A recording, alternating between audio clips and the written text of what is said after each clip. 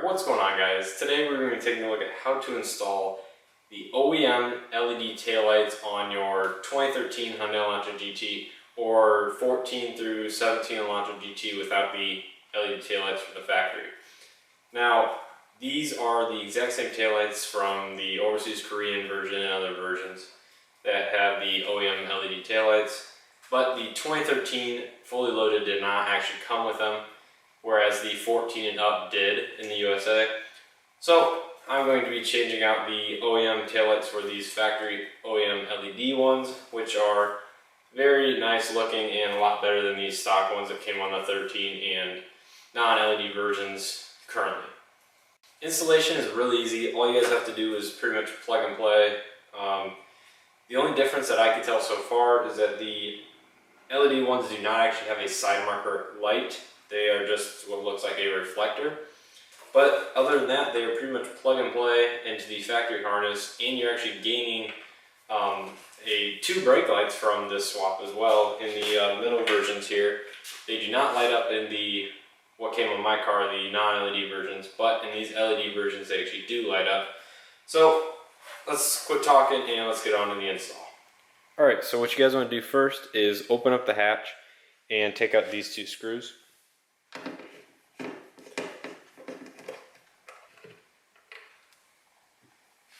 Alright, next you guys are going to want to pull out and ever so slightly out, like this way on the headlight. So you want to pull this way and slightly this way. You're going to want to jiggle it back and forth to get it out.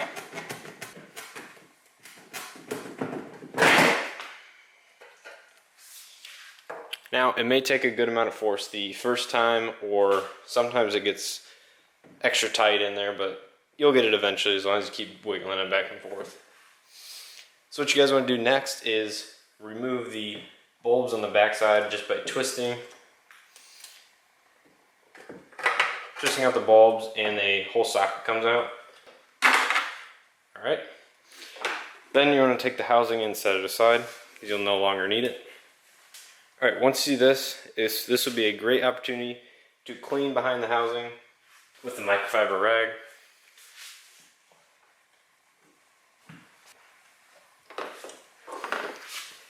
Alright, so what you guys want to do next is pull the whole cabling assembly out from this grommet there. And you want to peel back the grommet by pushing in and then pulling out.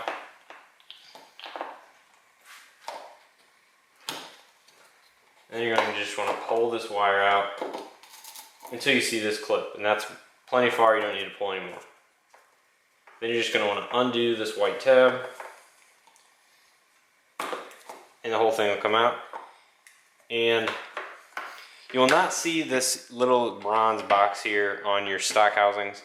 This is a resistor, and this is what I did to slow down the blinking of an LED turn signal as they hyper flash without one. So you'll not see this, and this will normally just come away, but I have to unclip this first. Alright. So this is normally how the stock wires would come out, just like this, with your 3 bulbs in it. But like I said, I have a resistor for the LED turn signals. But now you will not need this, as the new light should come with its own. Alright, so what you guys want to do now is grab your new LED light. As you guys can see, it comes with the new harness and everything already in there, because the LED taillights is powered, so there's no removable bulb in this one, as it is LED, so the wires are just already connected. And here's your turn signal bulb, and as you guys can see, there is no side marker light, so you'll actually be losing a wire in the process, which is good, but you'll no longer have a side marker light. So now what you guys want to do is just plug this white clip into the white clip you unhooked on the car. This might take 2 hands to do, so I apologize if I'm in the way of the camera. Goes in just like that. Now you guys should just be able to put your bulb back in if it doesn't come with one, or if it does come with one, then leave it in there. And you guys should just be ready to go and slide it back in. But I need to first hook up the resistors to my turn signal for the LED bulb. Now you guys should be good to go after you plug in the white wire and push the grommet back to where it is now, if you can see it or not. Now you guys want to push it back in, but before pushing it back in and screwing it in, you guys are going to want to test it out, make sure all the functionalities work as they did before, just so you don't have to undo everything again once it's in there and you find out something's not working right. Alright, so after a couple technical difficulties later, I got all bulbs working, as you guys just saw. The problem with the turn signal was that the actual socket, the bottom of the socket had been a little bent or had some stuff on it, and it was a loose connection. So all I had to do was clean the bottom of the socket, put the bulb back in, and it works now. So after you guys have tested everything like I just did and found a problem, if you need to fix it or anything, you just go ahead and push it back into place. You guys will hear it click like that, and then you're ready to go after you put these two screws back in. And you guys can move on to one of the hatch lights. Alright, so for the hatch lights, you guys are going to locate this little plastic cover right here.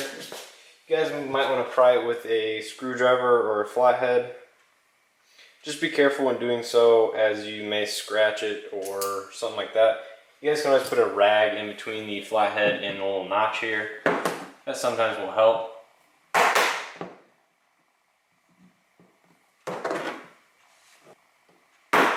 It can be a little bit difficult, especially if you guys have never done it before. You might need to use your hands like I just did.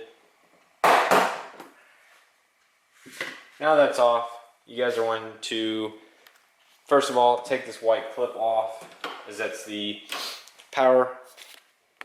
Bring you guys in a little closer.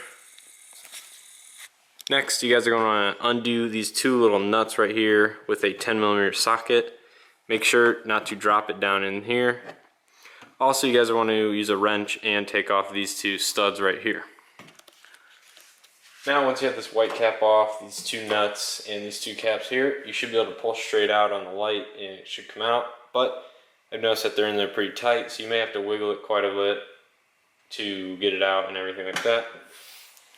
Now, it's best to keep the hatch open somewhat so you guys can push from the inside if needed.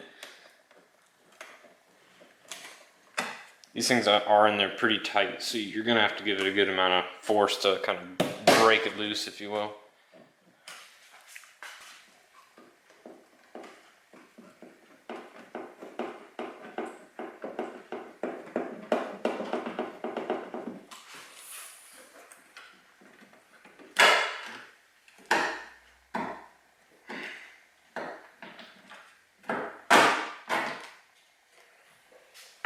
And there we go. And just like that. Now again, you guys want to clean in there, since you're most likely not ever going to do this again. And it's just a good idea to clean everything up, keep everything from rusting or getting dirty.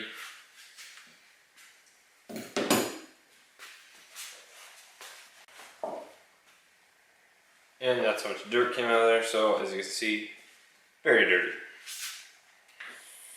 Alright, so you guys want to grab your light, and it goes on just like it came off. Now, my lights actually came with these little rubber grommets here.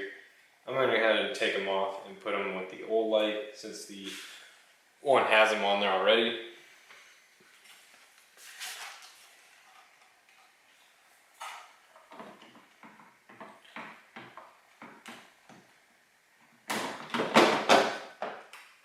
Alright, and that one seemed to have slid right in there. I had a little difficulty on the other one, but this one seems good. Now you just want to tighten everything up on the other side. Now everything doesn't have to be overly tight, as they were actually pretty loose to begin with, but I think they were a little too loose to begin with on my factory one. But just go ahead and snug everything up.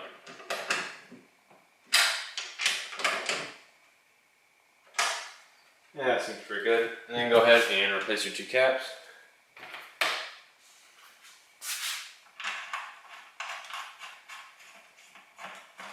If you want, I'm sure these can only be hand tight, as they really don't need to be any much more than that. But I'm just going to go ahead and snug them up. Literally one or even a half a turn would suffice for these. Let's go on those. And again, you guys want to test everything out before, I guess, This one isn't as bad as the other one, but again, you guys want to test everything out, make sure everything works, so in case you got a problem, you can troubleshoot it and fix it.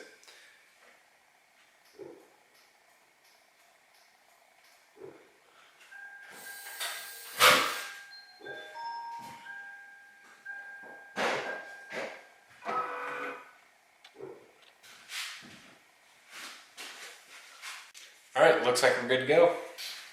So as you guys can see, this makes a huge difference in the back end of this car. It looks so much more modern. You know, with the new LEDs, everything about the back end of this car looks so much better now. It's actually got a nice new aggressive look, believe it or not. And yeah, I'm just really happy with the overall install and how easy it was. And I just don't know why they didn't do it in 2013 when this car was fully loaded, you know? Anyways, I hope you guys enjoyed this video. If you did, please give it a thumbs up and like it. I would really appreciate it. Share this video with other Elantra GT owners that are looking to do this mod, or just other people in general that would love to watch it. And I'll see you guys in the next video.